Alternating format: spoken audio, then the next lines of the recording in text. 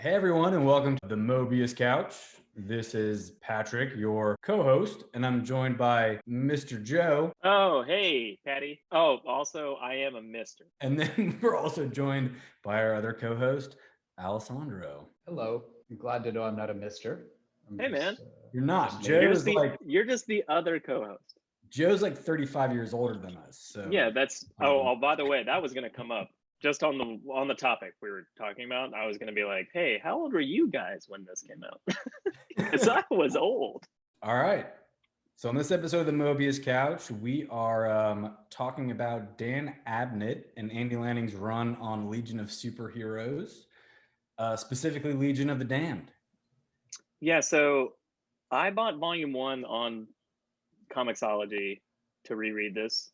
It said volume 1, so is this the first issue of theirs? Because if so, that's a fucking right out the gate awesome story arc. Well, what's great about this story arc in particular is that it is a pretty hard shift, because I think the issues leading up to it, there is some foreshadowing about the Blight coming to Earth, but yeah, it kind of shifts from them, winding down whatever their current adventure is, and then it picks up with the world being blighted. We're talking about Legion of Superheroes, which for people who don't know what that is, it's a DC comic. It takes place in the same universe as Superman, Batman, Wonder Woman, Justice League, except it takes place 1,000 years in their future. So it's the superheroes of the future, and they look back on the age of heroes with Superman and all them, and they like draw inspiration from that. And so they're in the future, and instead of the United States, they now have the United Planets. So every planet has a representative on the Legion, and they're kind of the galaxy-wide super team, and they're pretty much all teenagers. Yeah, it was the original Legion was sort of like a vehicle for Superboy, right? Like in the 50s or 60s when Superboy was teenage Superman and he time traveled. Meaning teenage Superman, yes, not Superboy as in like a separate entity. No, right. I mean like the 50s Superboy, yeah. Right. Yeah, originally it was like Superboy traveled to the future. I think actually maybe the first time they came back. The point is he met these kids from the future one way or the other, whether he went there or they came back. But eventually he went to the future often and like joined the team and like would come to the future a lot and like hang out in the future with these teenage superheroes and then go back in time and just be normal. The cool thing about Legion is because a lot of the more traditional kind of DC superheroes are very kind of like fantasy mythology like with like Superman, the Flash, all that kind of stuff. The neat thing about Legion is it blends that, but with like kind of hard sci-fi, or I guess when it first started, kind of like 50s era sci-fi. But I do like that blend of future science fiction with still that kind of DC mythology fantasy like superhero. It's something about them looking into the past and seeing Superman and Batman and all them as like legends and like these like mythical beings. The way the reader, like the way like I as a young man would have like read those books or a boy, or like, and just been like, oh, Superman's amazing. And like they looked at them the same way I was looking at them. So you immediately can connect with these characters on that like basis. Yeah, the other cool thing I like about the team is that I was always a big X-Men fan, and they have very hyper specialized powers and an almost kind of X-Men like collection. Yes, I agree completely. Superheroes. Yeah. So I did like that as well. Well, about the Legion in general. The cool thing about the Legion is that if you have a similar power of someone that's already on the team, they won't let you on. They won't let you on. Like you have to be able to contribute something. So if your own power is like super strength and flight, they're like, well, we already have Mon-El. He has super strength and flight. What else can you do? So they're pretty cutthroat with who they admit into their ranks. Which is sort of funny because it shunts off all these like rejects teams that like end up coming up. I think there's a little bit of a mention in this in the Whiting Drifts thing, or they just kind of like mention them offhand. They're like workforce and like blah blah team. Like they just kind of mention these other people, but like that's what most of those teams are consistent of. It's like people that didn't make the cut to be the Legion. I think there's an actual storyline in Legion where 4 people that got cut were actually, they like teamed up to murder the people that got the Legion spots. Yeah. Legion. I think that was the first, I think they eventually became like the workforce or whatever. There's like a rival, I don't know, let's call him Professor Xavier. There's a rival Professor Xavier that's like, let me let me just take these reject guys and put all these bad thoughts into their head and then send them back towards the Legion and see what happens. It'll be interesting. The other thing I like about the Legion is that even though it's in the same universe as Superman and Batman, it takes place in the future, and it's not tied to the Superman Batman titles. Like, I feel like when you're writing in the current continuity, you have to be very mindful about what's going on in the other books, and you really can't make any big changes. Like, you can't have Superman die without getting approval ahead of DC and making sure everyone knows that Superman's about to die. There's a lot of freedom with this book that the writers have. And on that note, as we get into this storyline, literally this storyline, I was like, as a reader, I was like, holy fuck, did they just kill that guy? You know, like, I would, like, when I read this the first time, I genuinely, this is before the age of like everyone's reborn every 5 seconds. Like, that never happened before. Like, if someone died, it kind of mattered, unless your name is Magneto. But like, you kind of just, like, you couldn't die in comic books without it being a big deal. And like, this immediately dives into like, let's murder one of the 3 founding members of the Legion of Superheroes. And you're like, holy shit. Before we get into Legion of the Damned, though, who's your favorite Legionnaire? Saturn Girl. Wow. I'm partial to telepaths, though. Oh my God. I'm laughing because you're going to hate me. I just feel like that she can be very cavalier with her telepathic powers. And there's a lot of moments where you're like, if this was any other superhero book, they'd be like, you're off the fucking team. You're insane. We can't have you around. You're fucking messing with people's minds all the time. Like, it's crazy. I mean, going back to X-Men, Professor X has been getting away with that for 60 years. I know, which is just horrifying. Like wiping collective humanity's memory of whatever he Side note, also hate Professor Xavier. He's horrible. Yeah, he's the worst. He's the best when he's a martyr. Every time they kill him and then inevitably bring him back to life, the period of time when he's dead is always better. But I will say, outside of Brainiac 5, I think Saturn Girl is probably the one that has saved the Legion most of the time. Well, she's spoiler alert, but she saves their bacon today. I mean, yeah, sure. And I don't well, Joe, all right, Joe, but who is your favorite Legionnaire? I mean, I'm incredibly partial to Brainiac 5. He might be my favorite. It's really hard for me because, like, I was actually going to make a joke throughout this entire thing and just be like, and now my favorite Legionnaire, Ultra Boy. And then just, like, say that every 5 seconds for every character because I really love the fuck out of this whole team. Gun to my head, I would say top 3 is Livewire, Brainiac 5. I didn't ask for a top. Shut your fucking mouth. Stop.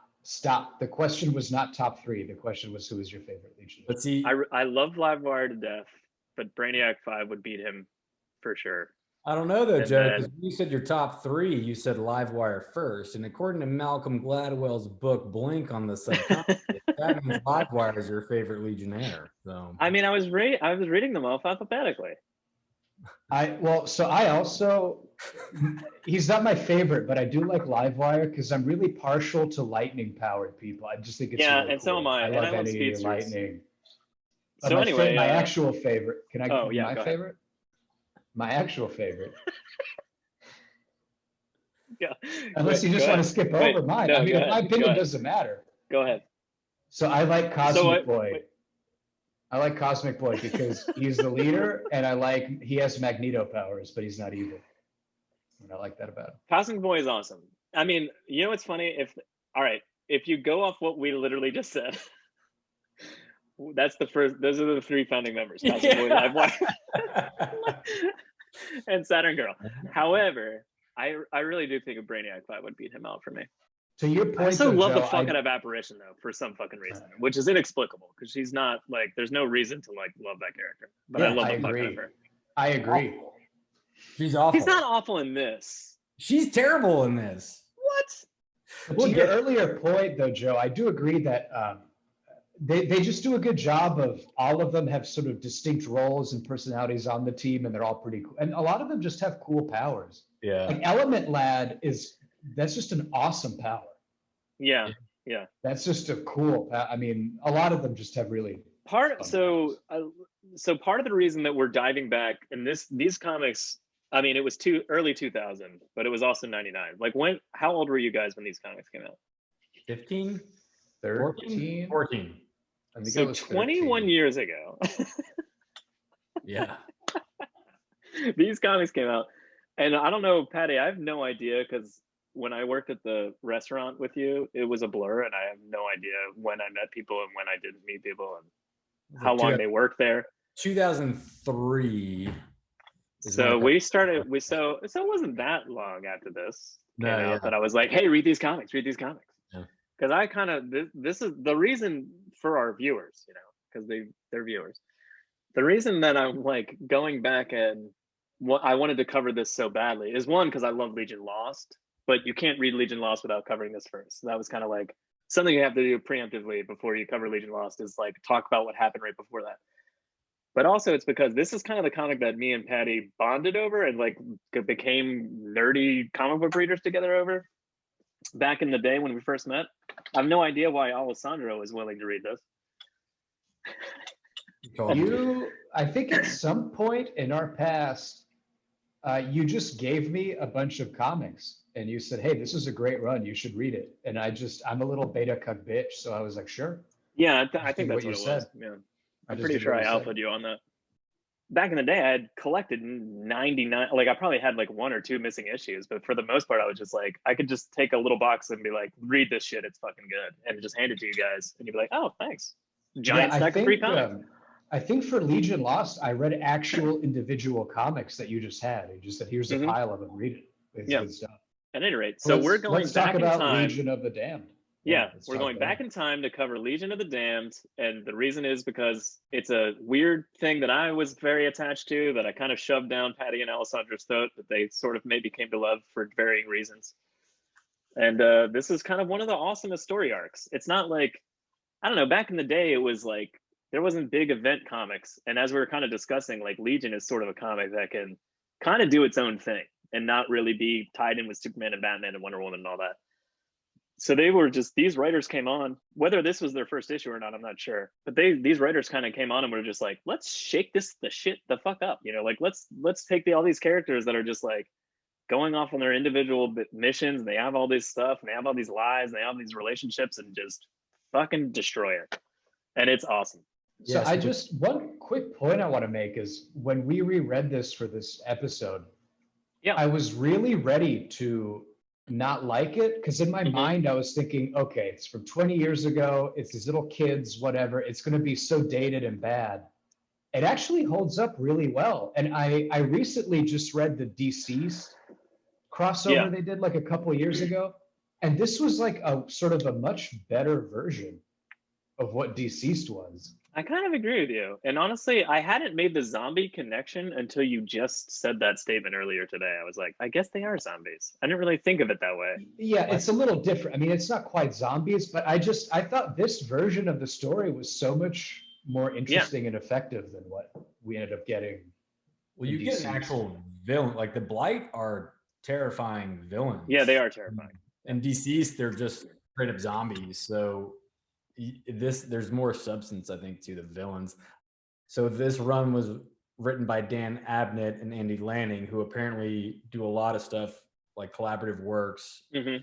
But this was, I think they wrote the Legionnaires issue right before Legion of the Damned started, and that issue is just about Cosmic Boy, Brainy, Apparition, Monstrous are doing. So it's kind of just like a way to set it up. But yeah, so they basically wrote one issue and they were like, hey, we have a really cool idea. Let's just write one issue where we kind of hint at something and then just fucking chop it off. Well, I think there was like a hint of the Blight in like Legion of Superheroes Secret Files, which are there's a Secret Files thing. So Dan Abnett and Andy Lanning wrote this. Another reason why I like this run so much is I really like Olivier Coipel's artwork. And it was funny when I looked him up. Specifically, great pronunciation, by the way. Coipel, Olivier, or Oliver Coipel, however you want to say it. I used to say Oliver. Let's backtrack. let's backtrack from Oliver Coipel. Let's go back to Olivier Coipel. Olivier Coipel. So the funny thing is, I loved his art on this, and so when I looked into it, and this is off of Wikipedia because I didn't deep dive into it. Is this the first thing you did? Maybe. I know if it wasn't, it was probably one of. It was one of the earlier ones because I think after this he signed on exclusively with Marvel. But so apparently the long-running Legion fans fucking hated his artwork. They hated oh my God.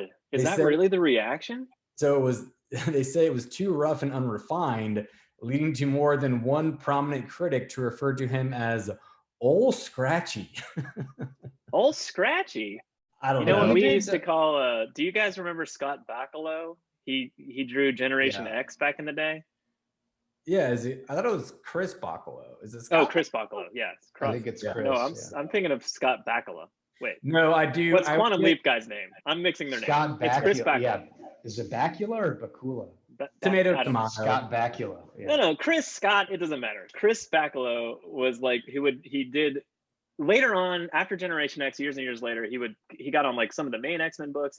And me and my little brother used to just call him Chips because like he would literally draw like Cyclops shooting something, and there'd just be little like Doritos like all over every page. Like every page was like, you smash through a wall, your Colossus, it's little Dorito chips flying everywhere. It's like chips, just chips everywhere. And we just go like, oh, Chips drew this one. It's good. And that's just like Chips. What a fucking.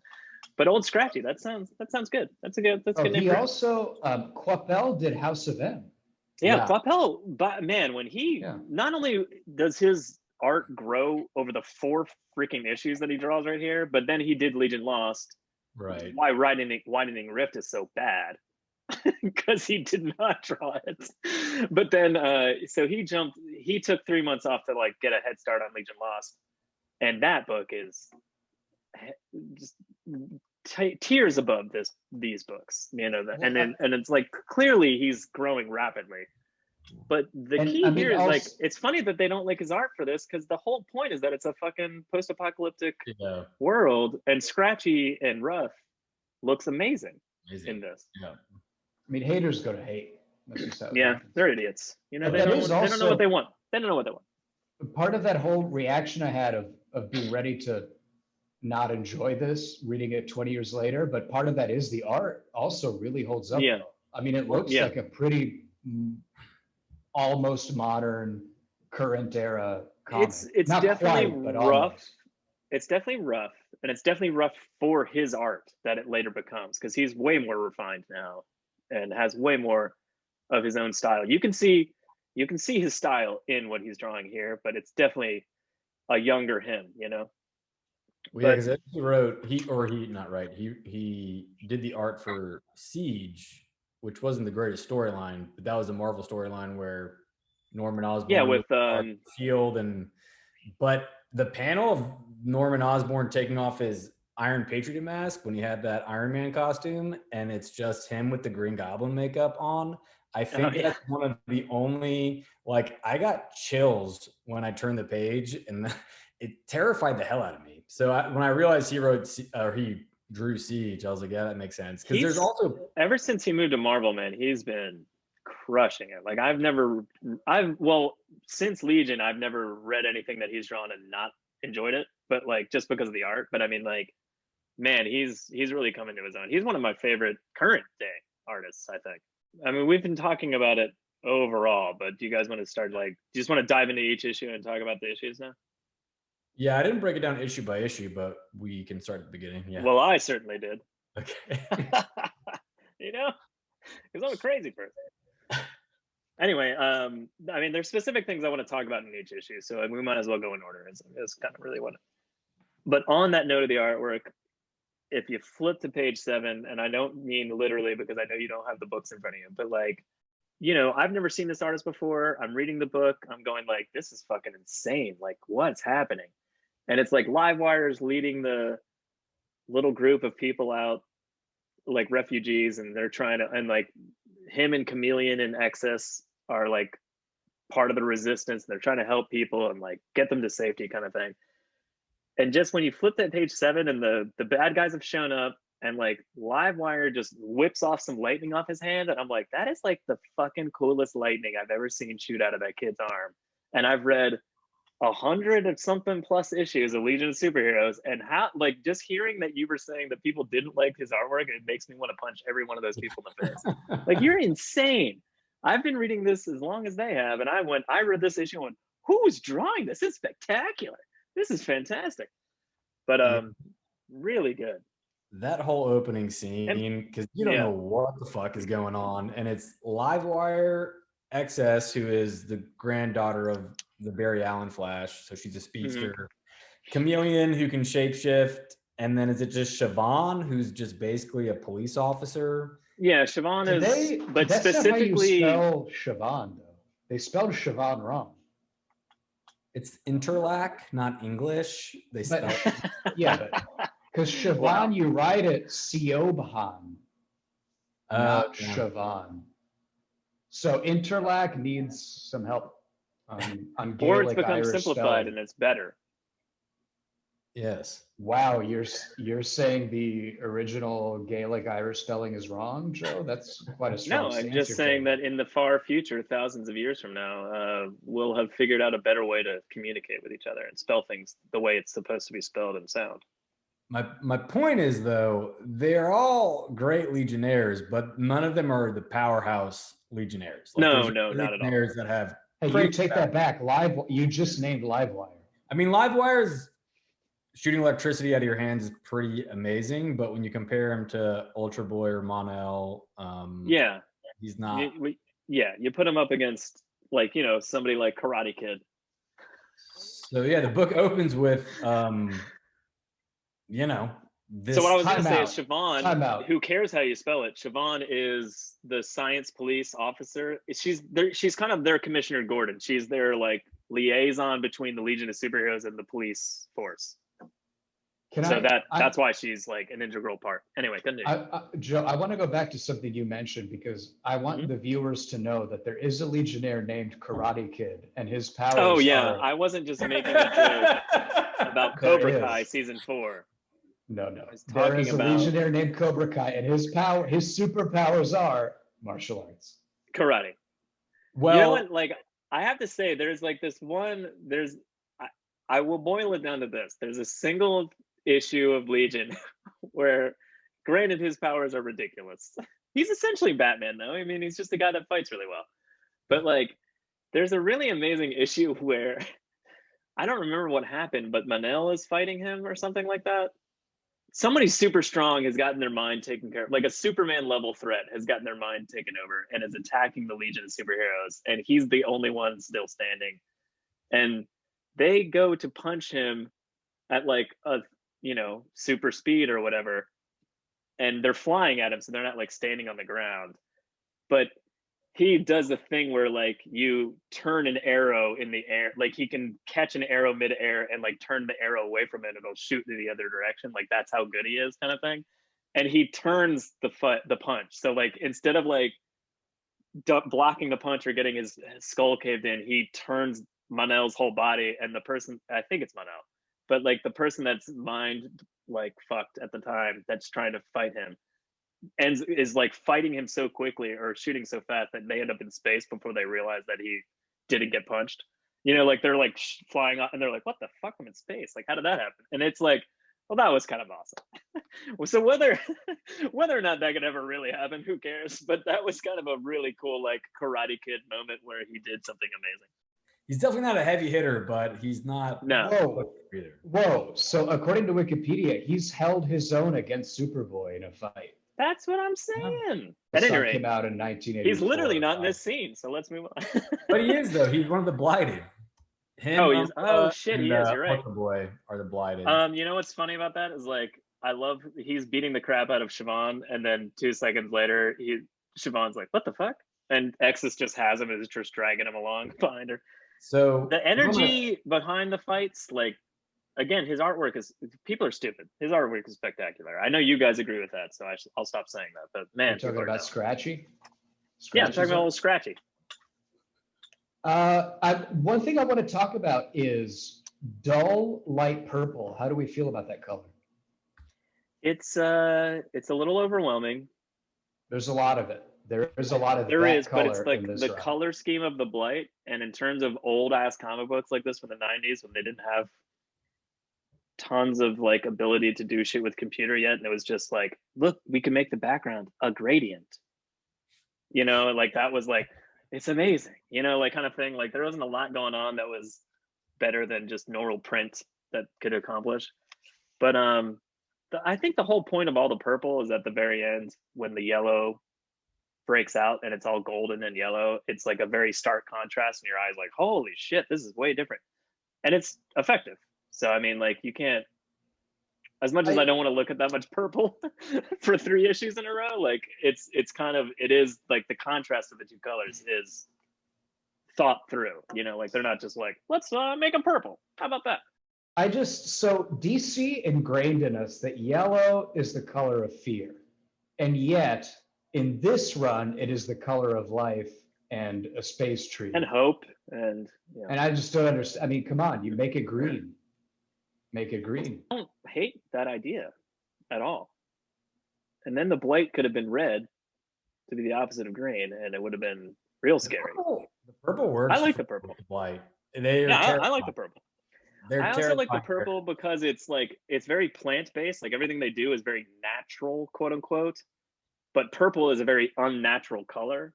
So like to see all the vines being purple, like it's got this like, it just seems toxic, like right away. Like it doesn't seem natural. And green, like, or life, it doesn't feel, it feels corrupted. So I mean, I think it's a good color choice. One thing also, switching the topic from colors, but still about the Blight, good public health policy. They all wear masks. Like those are definitely N95 masks around their mouth. So for sure, good on them. Good and on them they're immortal. You know, they know what coincidence? They're doing. I don't, coincidence or not? Don't think so. I guess if you call a constant state of material organic decay mortality. So issue 1, yeah. You're alive as long as you're constantly absorbing the life force of other people. Go out into the universe. I do actually want to talk about the Blight because I think it's a pretty interesting origin to them, but I guess let's get back to issue 1. Yeah. So all right. Well, the real thing I want to talk about, when we already kind of touched on, was Livewire gets the chokeweed right now and appears at the very least to horribly die. And I, as a reader, was like, holy shit, is he dead for real? I was mind blown. Again, yeah, traumatic because it's the Legion of Superheroes. Usually when one of them dies, they stay dead. Yeah, they stay dead, and they erect a statue, and they go like, "We'll always remember you, Pharaoh lad." You know, like shit like that. Like it's crazy. Like when someone dies in the Legion, it's fucking real. It's not like Superman just coming back to life or some other bullshit. Like I mentioned before, like Magneto's died like 10 times, or Xavier. But like, yeah, but you know, but he didn't die. He comes back with his shirt off. Right, but in that first issue, you have no idea. But we didn't know. That's what I'm saying. At this point in time, you're like, holy fuck. I knew that he just got a shirt. You didn't know anything. I was like, he's going to be back without a shirt at the end of this, and I know it. I also will say, because I'm partial to speedsters, and Excess always frustrated me because she's introduced in the original of this run as kind of the rookie, and she always has very low self-esteem, but she's a total badass in this. Yeah, they really. I feel like the writers. I'll just call them the writers from now on because I don't feel like saying their names every time. Their shorthand name is DNA. Oh. Because they work together so often, they just call them DNA as a nickname. That's really kind of, I mean, that makes sense, but it's also stupid, but I'll say it. Anyway, so DNA, I will say, like, they went out of their way to, like, choose specific characters to kind of, like, set you off in a path of, like, oh, fuck, they're already fucked. Like, it's not like you're, like you were saying, Patty, you're like, there's no powerhouses here. And then suddenly Ultra Boy and like some of the actual powerhouses are there and you're like, oh my God, you're going to die. But yeah, she's never been like she's not the Flash of this team. You know, she's just, I run fast and I can do things, but I don't have a lot of confidence. And well, that's what always pissed me off about her is like, you would expect, I get living up to the legacy of her grandfather, the Flash, the original Scarlet Speedster, but she rarely does much of anything. I feel like, yeah, a key player into helping resolve. I mean, in terms of how integral the Flash is in terms of like the Speed Force and like doing huge things whenever there's a giant event, like she has never done anything like that in the Legion. You know, like she's just not that character. But I think it just comes down to like she's not that powerful. She's, even though she runs at super speed, she's not that kind of speedster. Like she's not like tapping right into the Speed Force. There's a limit because she runs like normal people do, so you can only run so fast. You've got to do there's no Tai Chi running in this. You got to do Tai Chi speed skating to really tap into the Speed Force's abilities. We're not talking about the Justice League ever again or anymore. So this issue just opens with this crazy scene. I mean, they did a very good job of establishing that the Legion's in dire straits. Livewire's seemingly murdered, and then after they leave, Chameleon is the only Legionnaire left, and then he makes a comment about how the chokeweed is the same way they got Lyle, who's an Invisible Kid. So it's implying other Legionnaires are probably dead. Yeah. So not only did we see Livewire get killed, Lightning Lad, for anybody that's read any other version of the Legion except for this one. It's the only one they call him Livewire.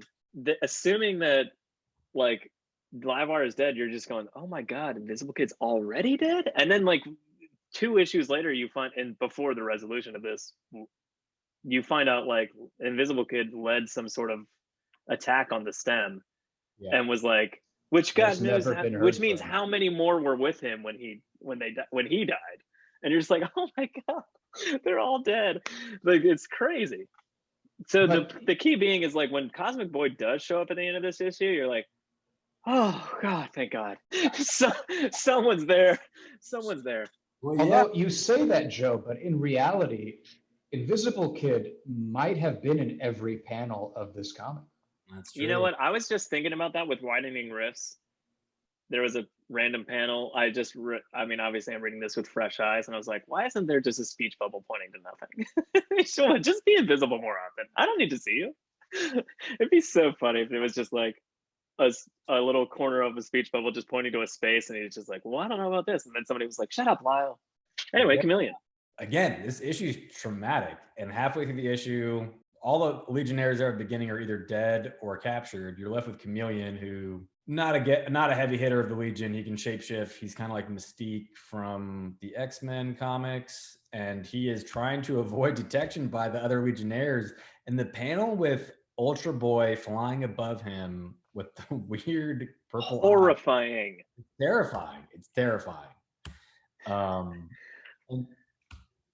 And just for if the listener doesn't know, Ultra Boy is kind of like another Mon-El. He's super strong flight. He's Superman, but he can only use one at a time. If he's shooting heat vision, he's not currently invulnerable, for instance. If he could use all of them at once, he would just be Mon-El and wouldn't have been led into the Legion. But because he has to use them one at a time. I think he was around before Mon-El. Like Mon-El came later, and they were just like, okay, well, we're gonna let him on because he's basically Superman, so that'd be like insane, right? This feels like a double standard. Like if someone came in with like, I have lightning powers, and they say, we got that, but another Superman, and they go, well, we could use that. This seems like a double standard. They actually do have 2 people on the team with the same exact lightning power. They have 5 people with the same power on the team. To be fair, that happens on the team. Later, she has gravity powers. And then they go back to her having lightning powers after that. Shush. Anyway, so Starboy. There are several examples of same powered individuals. Starboy is blighted with a couple other blighted people, Legion members, and he finds Chameleon, and they go down to hunt him / kill him. Terminator style. So after he does stun Starboy down onto the ground and actually defeats him, he's like, he hears more noises and he knows Starboy was with other blighted Legionnaires, and he gets his, fuck, I'm gonna have to start killing people. Like I'm all by myself. Like if I'm gonna stay alive, and like the biggest, and he even reiterates it, it's a big fucking deal. Like if you kill somebody as a Legion member, you're not on the Legion anymore. Like you're out. Unless you're Ultra Boy later on in issue 4. But that's not the point, what I'm talking about right now. So like I was just like, That was really weird that they went out of their way to really hammer that in, and then just let Ultra Boy murder Atrophos at the end of this book series, at the end of this story arc. So one other thing for the layman that we haven't discussed, but most people might not know unless you actually like love and read Legion comics, is that they all have something called a Legion flight ring. So they all have a ring that has an L on it, but that allows them to fly. So even if your power is just lightning, you can also fly. So like everyone can fly, everyone can talk through their ring to the other members of the Legion, so on and so on. I just felt, I was like, shit, we should probably say that out loud. But it's also a ring that communicates, and it's like a transponder. So if you're lost and like they can but I find feel you, like they should at least, if you already can fly, at least give you a tax benefit or something, like some kind of extra that you get out of it. At any rate, Chameleon decides to kill, and then he opens the door, or they open the door, and it's a Cosmic Boy. Big reveal. Yeah. Cosmic Boy, Monstrous Apparition, and Brainiac 5. They've returned. So that's a pretty big deal because Cosmic Boy, I don't know if he's the current Legion leader, but he's I think he was. He's usually I don't know. At this time, right? I don't think he was. Oh, never mind. Actually, I think Saturn Girl might. I think Saturn Girl might be the current leader right now. But the big game changer is Brainiac 5 is with them, and he's almost. I mean, I love the character, but he's almost like a Deus Ex Machina. Like he solves every problem, because why wouldn't he? You know, it's like the weird problem that we were talking about with the Flash. I think in the Justice League episodes, we mentioned like his villains are cool because they all work together, because if they didn't, they'd be fucked because he's the Flash. You know, it's like, unless he has a super speed villain, it's just like, you're fucked because he's the Flash. Brainiac's the same way. He's so smart. He solves every problem. Like, for even the Blight to have happened, he had to not be there at first. Like he would have just seen it coming and been like, oh, we just need to do this to stop this problem from happening, and problem solved. I guess next problem, Legion. So I love this version of Brainiac 5, and this is later on in the run, so obviously he's changed a lot. But early on in this run of books, he joined the Legion, like not for spite, but basically because he was forced to, and he like had to. And he just like hid in his, like, he made his lab, and he just like hid down there doing shit, whatever he wanted to do, and never helped them. And they would come down and be like, can you help us? And he's like, I'm busy. And he would just like shut the door on them and like leave. It was just like, he was such an asshole. It was so spectacular for like 80 issues in a row. I mean, it was so long before he was finally like, fine, I'll help you solve your problems. And then like, he did have kind of like this weird transformation at some point where he became like nicer for some reason and started helping them more often. But like, man, he was so funny back in the early issues of this run. But they've always kept a little bit of that sort of. Oh no, it's still there. It's not like his personality changed. It's that he was just like more open to being a part of the team and like kind of thing and helping. Yeah, because even in the 3-boot version, he has a lot. He clashes like with Cosmic Boy and some of the other leaders a lot. Yeah, I think they've always kept that kind of part. Yeah. Anyway, fantastic character. He's not amazing. This run, so I don't know if it even exists in this universe. But in the 3-boot with Mark Waid, there's a scene where a triad or triplicate girl is asking Brainy how smart he is, and he's got a 12th level intelligence. And I'm like, well, what does that mean? And he says, to put it in perspective, Earth has a 9th level intelligence. And they're like, well, that doesn't seem like that big of a difference. And he goes, no, if you were to add up all the intelligence of all Earth, it would be a 9.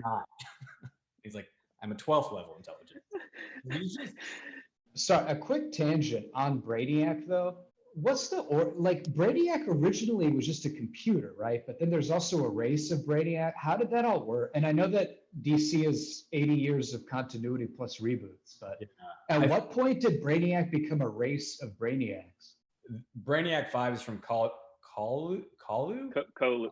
Yeah, Colu, C-O-L-U, however you pronounce it is the name. So that's also, I think, where the original Brainiac was from, and I think he was originally like organic, like a human. The old school Brainiac was a green-skinned dude that Superman. He was not a robot. Oh, like so back in like the 50s and the 60s. Okay. Yeah, like that's so it was like a later version that made him like an artificial intelligence thing. Yeah, but that was like Brainiac 2 or something. Okay. So there's like the race of Coluans, or whatever, however you say that. If you're from Colu, there are many people there, but there is like one bloodline that is the Brainiacs, quote unquote, that like are typically the smartest or something like that. But they're also the assholes that are either supervillains or heroes. Brainiac 5 being obviously one of the heroes. Anyway, so Chameleon tells a story I wrote, which is basically him telling me, like, this is what happened before you guys got back. Also, where the fuck were you? Well, Chameleon goes through this whole tangent about like how all of their friends are dead, how the entire planet was destroyed within a day. And Brainiac says, fascinating, this level of biotechnology. He's like, I'd always wondered what destroyed that moon. This level of biotechnology is Brady. Oh, sorry. Also, there's like a moment later on when like, and I think it's in the third part, but like Cosmic Boy's like, well, what do you think? And he's like, I don't know. I can't conjecture at this moment in time or something like that. And he's just like, Brainy, but like, can we get in there? Or what do you think? And he's like, I cannot conjecture it. And he's like, fuck. I mean, I just want to know, what do you think? Like intuitively, can we do this thing? And he's like, I cannot conjecture. I know you cannot conjecture at this time. Jesus Christ, fuck you. You know, like it's so funny. It's so like Brady. I think it's more like he's just like, I don't have enough data, so I'm not going to tell you an answer. And then he's like, yeah, but just tell me what you feel or like what you think. And he's like, he's incapable of doing that. So all I can say is like, I don't have enough information right now. Like, what do you want me to fucking say? And he's like, well, what do you think? And he's like, I don't have enough information. What are you not understanding? And, you know, like it's so funny watching him get frustrated. So Apparition, Brainiac 5, Cosmic Boy, Monstrous, they were just like on a regular rescue mission. I don't remember who it is. I think it's Tedia maybe has a dream where she like remembers kind of that, like there's a flashback sort of. Yeah, Tinya. Yeah. They do kind of a flashback where that happens. Like their ship experiences the Blight somewhere, then escapes. And so anyway, there's a quick, brief moment of, first of all, Chameleon clearly has PTSD from leaving his friends behind. And he basically hid as a rat. We didn't mention it, but he hid as a rat. And then they all left. And he's like, oh my fucking God, I can't believe I just did that. Like he hid and he felt horrible about it. And then he's sitting here crying and being like, they're all destroyed. He said Livewire was destroyed this afternoon. He literally says destroyed. I was like, motherfucker. So as a reader, you're just going, that's backing up what I just read last month or 2 weeks ago. And I'm going like, oh my God, did they just kill Livewire? They kill my favorite character in the Legion of Superheroes. Oh, so Monstrous, Brainiac, Cosmic Boy, Apparition, Tinya, yeah. An Apparition, if you can't tell by her name, she's basically Shadowcat from X-Men and can phase through walls. Monstrous, super strength, kind of like the Hulk. Cosmic Boy. She's She-Hulk with realistic proportions. Yeah. So they were on a regular rescue mission. I think the other ship the Blight came across was in Legion's secret files, was different. And they follow that. Okay. The Stargates are how the United Planets came to be. They're basically just big teleportation hubs. And so basically, I mean, quick Legion history guy thing. R.J. Brand, the president of the United Planets, created the United Planets because he figured out a way technologically to connect the galaxy, which is the Stargates, so they could travel. And basically the whole point of this is that the Blight used that to shoot straight to Earth and fuck everything up. From when we pick up in the first issue, the Blight took over a month ago. And I guess Chameleon is basically the only Legionnaire left before they show back up. Is that right? I think so. You know what? He must be, because like based on where everyone else is, maybe there's one that's randomly not mentioned yet or later. Well, as we've discussed, Invisible Kid might very well be in every one of these panels. Choke-weeded, bro. At any rate, I wrote, the trauma seems real / convincing. So I mean, like what I meant was Chameleon being this fucked up from what's happening seems like genuine. Like I don't, and this is 20 years ago. So like reading this comic now, you're like kind of expecting it to be, oh, it's a fun story. I still read this now and go, this is awesome. All right, we cut to Exus Jenny Ognotz, and she's currently captured. She's currently in the stem, and she's currently in a gross purple egg sack. It's fucking gross looking. And she's kind of coming in and out of consciousness and being like, oh, fuck, what are they going to do to me? And then just not really understanding what's going on around her. And all I could think of, and again, Patty, you said the same thing earlier, but I love speedsters, as you're well aware. And I was just like, she's fucking breaking out of there, you idiots. And that's all I was like, well, maybe I'm giving her too much credit. And I was like, no, she's going to, like, even when like the guy was like, no, she needs more drugs, pass her out again. And she like fell back asleep. I was like, give her 2 seconds. Well, we cut to Jenny, but then we cut back to Apparition's dream about. Yeah, so that was kind of great. Okay, I don't know if it could just be a dream. It could be what was actually happening. I used to like Apparition and Ultra Boy, and I used to enjoy their relationship the first time I read these comics. And reading them again, I feel like they have a very, very unhealthy, codependent relationship. Like very unhealthy, to the point where they will put the other team members at risk if they're not together. That's called true love, Patrick. Oh, is it? Is it? I get what you're saying, Patrick. It's like Star-Lord. You've got Thanos wrapped up. The movie could be done, but instead he acts an idiot. Well, she doesn't really do that in this arc, though. Is that what you're talking about at the end? No, but I think he's just talking about that general tendency to prioritize your loved one over the team as a whole. We're getting ahead of ourselves, but when she sees Ultra Boy as the Blighted, and yes, it does work out for them, but confidence she has to be like, our love is more powerful than this alien technology that's brainwashed you. And yeah, I think a better ending of that would have been like her being like, you love me, don't you? And then he just like choke weeds her, and then at the end they're like really traumatized from it because they all come back from it. Fantastic. That would have been fantastic. But so we cut back to Jenny then after that. The speedster in her purple. Wait, real quick. Before we jump back to Jenny, there is a really cool, I love them getting onto those outposts. I love them barely escaping the outpost because Cosmo always like, holy fuck, we tripped a trap. Oh, yeah. And then like the spaceship ripping apart as the fucking shockwave hits the ship. Like that was awesome as shit. Anyway, back to Jenny. Yeah. So, I mean, common mistake the villain always makes with speedsters. Their metabolism always breaks. They literally said like double sedate her. Make sure she's under. And they're like, okay. And I was just like, they should have quadruple. You mean like quadruple? You mean like times 1,000? You know how fast her blood's moving? Well, I like how even in her thought bubble, she said something like, "Oh, they didn't anticipate my metabolism would be faster." And I just want to say, well, they tried. They just didn't do enough. But they didn't do enough. They did their best. Well, and to be fair, it does work for a period of time.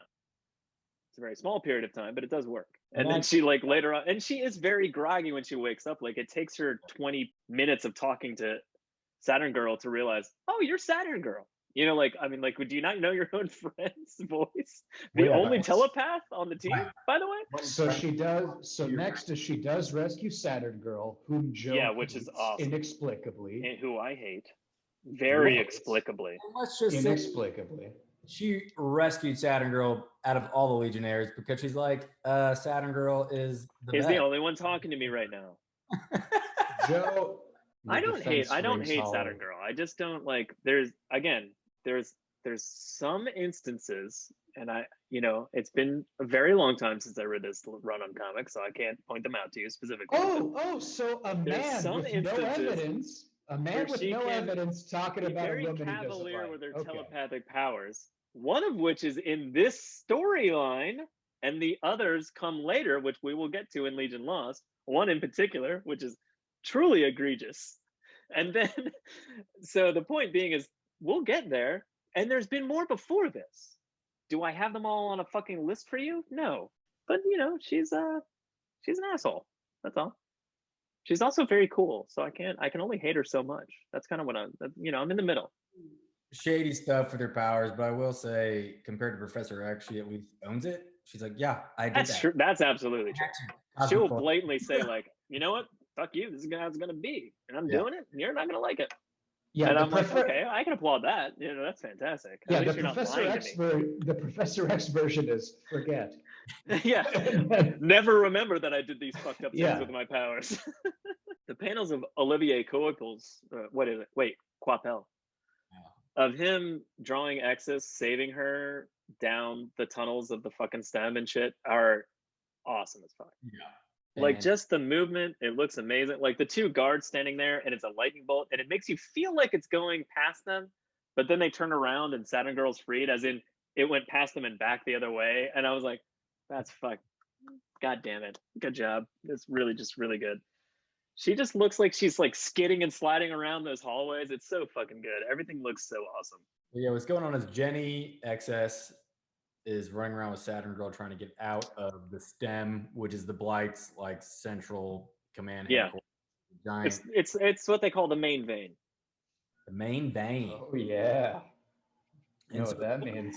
It's their giant phallic object that's flowing off the earth in a very like erect position that everything flows through, and then it ejaculates into space. And nobody ever comes out of it. No, and once you go into the main vein, you don't come out. Chameleon is very clear. Once you go in, you don't come back He's out. very clear on that. So the rest of the book is them scouting, basically. The Cosmic Boy and team and Chameleon are kind of like, well, let's go to the stem and see what we can see.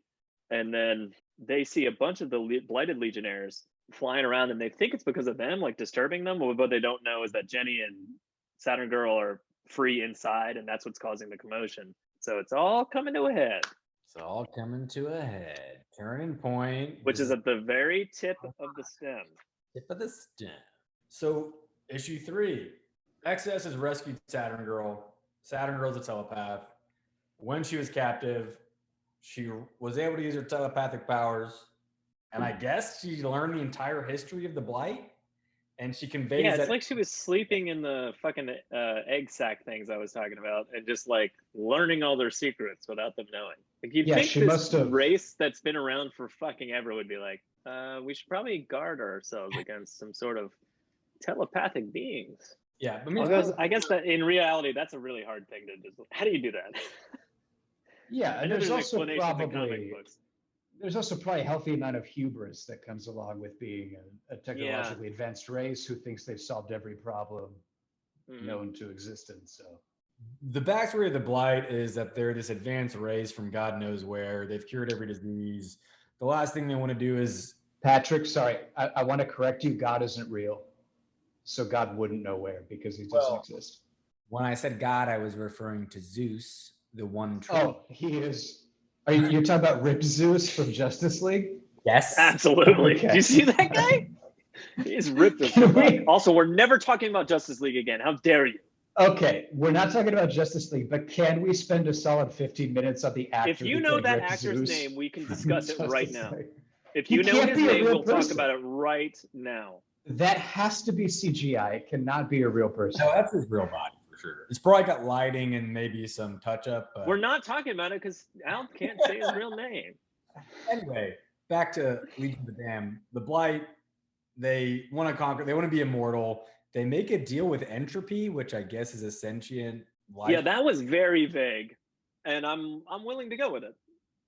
So I'm assuming entropy is like a sentient entity that is a destructive force, and it trades them immortality, but in exchange for that, they have to constantly consume other life energy like vampires. So they've been going to planet doing that. The Stargate was basically their fucking way in. They're like, they left the door open to a lot of planets. And they all have people on them. You know, like that's why it's just destructive as fuck for the UP. But another key part of this is they found this sort of pervasive space organism that has tendrils throughout like all of space, and they were able to corrupt that to their purpose, and so they're using that to spread throughout. Yes, this organism called the Doda. The Doda. The Doda. Not Dota. Doda. Dota is a popular Doda tower defense game, but this is Doda. So when they break out, and they do eventually break out, and we learn, and rather by Spoilers. we, I mean Cosmic Boy learns that the everything going on with the Legionnaires there was really because of them and not Cosmic Boy's team. So they're like, oh shit, they're not after us. They're after Exus and Saturn Girl. You think they're about to swoop in and like save them, but I keep using people's names. Saturn Girl's name is Imra. Imra just goes like just mind fucks them all and just like shuts them down. And I was like, that was fucking awesome as shit. It was awesome. Exus is like, I don't have anything left. God damn it. And she's like so fucked because there are like so many of them there. There's like 7 guys, right? Maybe 8. Who knows? I don't know. But like Imra's just like, leave her alone. What'd you say? Leave her alone. And it's just like a burst of energy. You're like, holy shit. That was amazing. Super cool. Fantastic. Cosmic Boy basically says, we need to make a Council of War, as in like they just got there. It's only been a day, but they realize this is it. We have our information now. We need to make a fight and go. And there's a cool cutscene of Mon-El. Mon-El is a Daxamite. They're basically Kryptonians. The difference is Kryptonians are weak to kryptonite, and Daxamites have the shitty weakness of that they're weak to lead. So Mon-El if it was 1970 and a car drove by, Mon-El would pass out. Or 1970s and you're indoor in a painted home. Just in paint. Yeah. Or in 2021 if you lived in Flint, Michigan and had a glass of water. Stop bringing your politics into this, Al. But it's a cool scene because Mon-El I guess he's powering something. I don't know. I did want to bring up, there's a panel of Mon-El like tied up to this kind of like tube thing with his arms back, and it's very like rape hentai manga aesthetically. And I mean, the scene that you see him before, he's hanging from his feet, amongst others, with a tube going down his throat. So I mean, like, yeah, definitely but it's definitely rapey hentai. It's very like 80s, Japanese hentai gross shit. He's just like tied up to this thing, probably a tube up his butt. Probably. We don't know. I gotta assume butt stuff was going on. I don't know. Yeah, I assume. I mean, how else would you get the energy out of his body? I just wanted to bring that up because it was very suggestive. Yeah, it was very. At any rate, Mon-El senses a moment of weakness and breaks out of his bonds and starts kicking ass, and it's kind of awesome. But then they immediately subdue him, and it's immediately sad. And this issue ends with Saturn Girl saying, like, I may or may not have to betray everyone.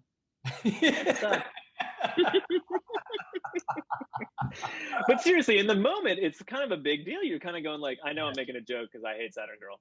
It's in quotations. I hate Saturn Girl. I don't hate her. I heavily dislike her. But there's a moment where you're like, oh fuck, is she like a plant? Like, is she blighted and just like, because she's a telepath, they've somehow fucked her over even worse than the other ones, and she is about to fuck them over. It's kind of crazy. You do genuinely question what that means and where it's going. I mean, for a 4-issue run, it's crazy. It's great. The pacing is great, but it's dense, but it's also not dense. It's very quick. You read this in 5 seconds. I could read all 4 of those issues in like 30 minutes. Like, you can just tear through, and it's so weirdly layered and deep. And so like you can dive deep into like a certain section and be like, what are these fucking people? Where are they from? You know, like, and there's all this backstory and all these flashbacks. It's really cool. It's really, really well written story. Also, Olivier Coipel, his artwork is just astounding. Like, when coming off of and kind of touching on what happens in the next 3 issues after this, the artwork is not great. And it's very equivalent to what was going on in the 90s. Legion and Legionnaires, relatively good artwork for most of the runs, or most of this entire series. Coipel took it to another level, I think, and then like jarring difference when you get to the next 3 issues before Legion lost. So Cosmic Boy's new kind of rebellion of just this small group of Legionnaires, they attack some of the blighted Legionnaires and they capture one of the actual blighted ones. And there's also a very cool panel. Once again, XS, I think, is the MVP of this run, where she runs through the group of blighted Legionnaires, creating a sonic boom, and just like wipes out all of them. Yeah. Just fucking awesome. I did like the part 2 when Cosmic Boy was just like, I'm going to do something, and then just slams metal into Anthropos. Yeah, that was awesome. They do the old fake prisoner routine I wrote. Brainiac gets a piece of technology off of one of the blighted, and it's basically like, I can cloak us, essentially, to get into the stem. So they head in there. But there's a psychic backlash. So Mon-El is in a lot of pain, and I guess the Dota, being a life force of some sort, like, they're kind of going in there as prisoners, and then Saturn Girl gets like a fucking aneurysm, basically, and flies backwards. And they're like, hey, she's not restrained. And Monstrous is like, none of us are, bitch. And then they all start fighting. Mon-El's hooked up to the Dota. The bad guy wants him to use Mon-El's power to pretty much explode the Dota and essentially destroy all life in the universe, which would allow the Blight to absorb all that energy.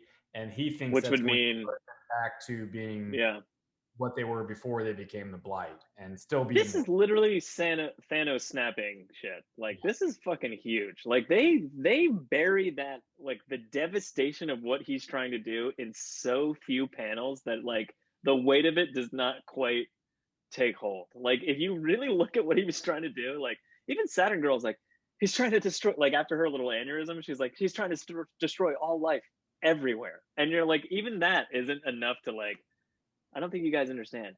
Literally everything. Like, everything. You know, like, kind of like, that's fucking insane. I'm not sure. I think the market would find a way to correct for that, and I mean, within 3 months, the Dow would be at 30,000 again. I think it'd be fine. Totally. Saturn Girl betrays Cosmic Boy and takes him out. Cam's about to blast Saturn Yeah, Girl. again, Cam preps to, like, fucking murder her, just like in issue 1 of the, or I keep saying issue 1, part 1 of this run, of this arc. God damn, we gotta get our fucking words correct. Arc, issue, not episodes. All right, wait. Should we clarify for everybody? A story arc is a story arc. A run is when a specific artist and or writer group comes onto a book. A series is all of those books together. Jenny stops Cam from fucking killing Saturn Girl, essentially, which is fucking insane. Yeah. Saturn Girl Manel free the Dota. I think a better ending would have been if that plan failed and they were all freaking out, like, oh no, we're going to lose. And then a button is just pressed and the world is saved, and Invisible Kid's like, yeah, I've been here the whole time. Yeah, I've been here the whole fucking time. I'm invisible. Nobody knew. And I just saved the world. Well, the actual ending is Saturn Girl and Monel, I guess, do some sort of mind meld with the Dota and break it free from the Blight's control, opposed to having it detonate and kill everything. And that's when Ultra Boy shows back up, because the leader of them is Atrophos, and Ultra Boy literally just picks him up and throws him into the giant. Into a giant energy spike that's just shooting into space, that's ripping everything apart, that shortly ends in an explosion that they barely all survive. But you're not allowed to kill if you're a Legion.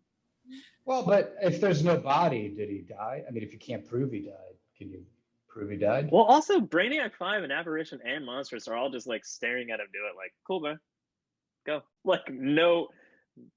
Chameleon is, like, this entire time has been, like, talking about death and how if you kill, you can't be part of the Legion, and how important that is, and how what a big deal that he's changing his gun from, like, stun to lethal, and, like, it's like all these things. And then you get to the very end of the story and Ultra Boy's like, fuck you, bad guy, into the big explosion. I love Ultra Boy, but also, wow.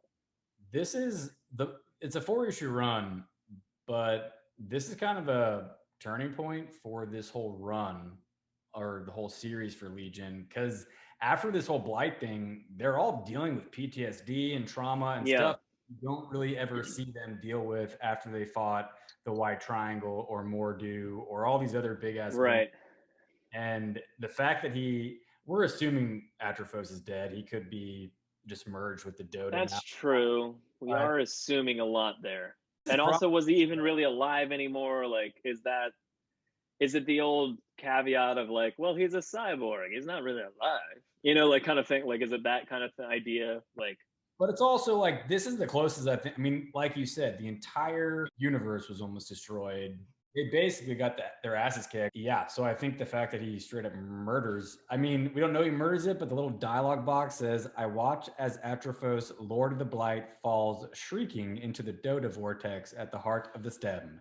And as he should know by now, no one ever returns. No one returns from the stem. From a legal perspective, like, murder and manslaughter are different charges. So maybe the Legionnaires view it the same way.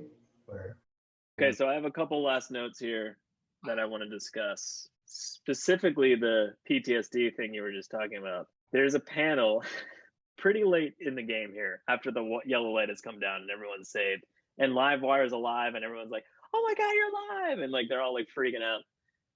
There's a panel of, like, Chameleon Boy and an Invisible Kid, like, hanging out, and they're literally hugging, like, Starboy and Spark, who is Livewire's sister, but, like, they're hugging and stuff, and, like, are, like, just, like, camaraderie. And I'm like, Chameleon, you literally just contemplated murdering Starboy like 2 issues ago. Like, can you really, like, it's how well, I mean, like, they know it's them and they know it's not them, and I take that seriously. So like, I understand that he knows this is really Starboy, and the Starboy that he fought wasn't really Starboy, and I know he understands that. But like, man, the ability to be like, it's all over, buddies, and like you're like hugging each other. I'm like, Jesus Christ, that was fast. Okay.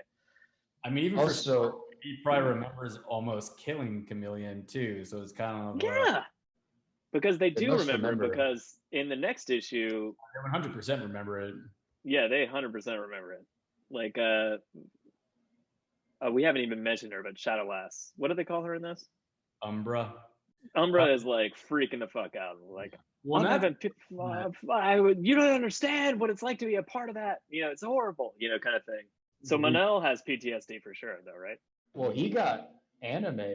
Yeah, he got anime rapes in that machine. Like, even Ultra Boy and Tinya take some time to be like, hey, let's go, you know, pat him on the shoulder, make sure he knows he's not alone. Because he's like off by himself, like, holy fuck, what was that? You know, like almost crying, but he doesn't cry because he's a man, you know? So Legion of the Damned ends, fantastic 4-issue run. And then that leads into Widening Rifts, which is a 3-issue run or 3-issue series, according to Joe. 3-issue arc. Arc. It's a 3-issue arc. Basically what happens is everyone's cured. The United Planets is pissed at R.J. Brand and the Legion and the whole Stargate system because that's how the Blight infected everything. The Legion is the whole reason the Blight came to Earth, because they, you know, crossed their ship and sensed how powerful they were. Yeah. To Earth because of all the metahumans there. They could get a lot of energy. So the few interesting things about Widening Rifts was that is a lot of the Legionnaires dealing with the PTSD of what happened to them. And then we get a live wire flashback. We have Umbra dealing with like the trauma of being connected to the Blight. There's a lot of like politics of like Brand going like, the president of the United Planets, is like arguing with other representatives and like being like, we need help. And they're like, we're not opening a Stargate. Are you fucking insane? You know, like that kind of thing's going on. And that is, so like while it's the PTSD stuff, and then the United Planets are pissed, and any planet that was infected by the Blight, they're refusing to open the Stargate to and bring them aid. And there's even one point where Saturn Girl's saying that most of these planets are like everyone's literally dying from famine and hunger and disease, and they still won't help out. And it was kind of interesting. And in the midst of that, there is a catastrophic event. And so one of the Stargates that was like used by the Blight has torn. So there's like a tear in space. So the Legion goes out to help heal this tear in space and try to like stop this from becoming, I don't know, who got like another catastrophic event and like sucking everything in or becoming a black hole or whatever the fuck. They're just trying to heal this like rift in space. And their efforts are really cool. And I mean, I feel like it's almost a travesty that we're like blowing past it, but at the same time, let's fucking blow past it. But at the same time, so fucking good. And like they do all this shit to try to contain it, and nothing is working. And they're like, their best minds are on it, Brainiac 5, for instance. And at the very end, essentially what you get is nothingness. You don't know. Like, you're left with this like political turmoil. These worlds have been left to fight for themselves, fend for themselves. And then like the Legion of Superheroes is on this space station, and the last thing you see is like the space station like warping, and it looks like it's getting ripped in half, or like half of it's just stretching into the rift, and then that's it. That's all you get. And it like cuts to black, and you're like, holy fuck, that's insane. And again, clarifying that this is a comic in the 90s that doesn't integrate into the rest of the DC universe, that they can do kind of whatever they want, is kind of the importance of this story arc. It's not like that this was beautifully drawn, because it definitely wasn't. And it's not like, and it was well written because it's still Dan Abnett and Andy Lanning, but like, it's really just them setting up Legion Lost, which we'll eventually get to. But the point being is like leaving them on this like cliffhanger note of like, We have no idea what happened to the people that got sucked inside. We have no idea what happened to the people that got left behind, because there was basically dialogue of like, if we don't seal this, it could rip everything apart. Like, they don't even know, like, so spoiler warning, Legion Lost follows the people that get sucked into the rift. We have no idea what's left behind. Yeah. And they cancel the books, and it's crazy. And I know I mentioned that earlier, but like, fucking amazing story writing for like 90s and early 2000s comics, that like nothing like this was happening in the comics at this time. Well, so that's a very good summary of Widening Rifts. The one thing I do want to touch base on is I think I remember reading this the first time and thinking the United Planets were being so irrational and no government would ever act that way. And the reason that the rift opens is because they disband the Legion. They blame the Blight being the Legion's fault. They institute Macaulay's workforce. Macaulay is like the evil version of RJ Brand. So he's basically the Magneto, but like sleazier and not noble with any good redeeming qualities. He's just like a money man. So he's Jeff Bezos. He's what? Yeah, he is. He's fucking Bezos. But so he brings his own super team together. One of them being a Daxamite like Mon-El, who has Superman powers. Brainiac 5 is investigating the Stargate because the Blight, I think, actually sabotaged it to explode like that if they try to use it again. And so Brainy's saying that there's these things on it that he's trying to dismantle, and this stupid Daxamite, who's been put in charge by the United Planets, uses his heat vision to blow it up after Brainy keeps saying, don't do that. It'll be really bad if you do that. He blows up the Stargate, creates this rift that endangers the entire universe again. And when you first... my point is, when I first read that, I was like, there's no way the superhuman, super advanced people in the future would be this fucking stupid. But then you kind of look at just how our government runs these days, and you're like, yeah, that would 1,000%. Granted, it's not been 1,000 years. It's only been 20 since this was written, but like, you're like, I buy it. Yeah, that sounds like that's what would happen. Stop bringing your politics into this, Al. Yeah, Al. God damn it. Always me with the politics. Yeah. Any closing remarks? Again, one of my favorite runs. And by runs, I mean Dan Abnett and Andy Lanning. They're spectacular. When they took over Legion, I was like, yes, give me more. And they delivered, and it was really, really good. Legion of Superheroes, really, really soft spot in my heart. But this series of this version of these characters has always been the best run for me. I've always loved it the most. And you guys like three, what do we call it? Reboot. The reboot. Oh, Joe, if you've never read that. There was a if you haven't read that, you definitely should. No, I have it on the shelf. Oh, okay. I mean, of course, if it has Legion of the Superheroes on the title, I've read it. But I mean, like, it's because of this version of the characters that I love so much. Yeah, I also thought it was great. Good art, good story. Like I mentioned at the beginning, surprisingly aged well. It's Legion Damned is a 4-issue thing, so it's a quick read and definitely worth it. Yeah. The mere fact that, like, I know the viewers don't know Al that well, but if you knew him well enough to know that, like, him saying he enjoyed something that was written 20 years ago, that's a fucking big deal. That's balderdash. That is balderdash. That's insane. I like plenty of stuff from 20 years ago. That's just balderdash. No. Well, my only closing remark is, and I think one of the reasons I was interested in covering this was just going back to, we're not going to talk about the Snyderverse, but just how DC's handling their cinematic universe. They should just do a movie like this. Just do a movie. I was thinking that the entire time I was reading it because of what we had just talked about. I was like, this could be a movie? This is awesome.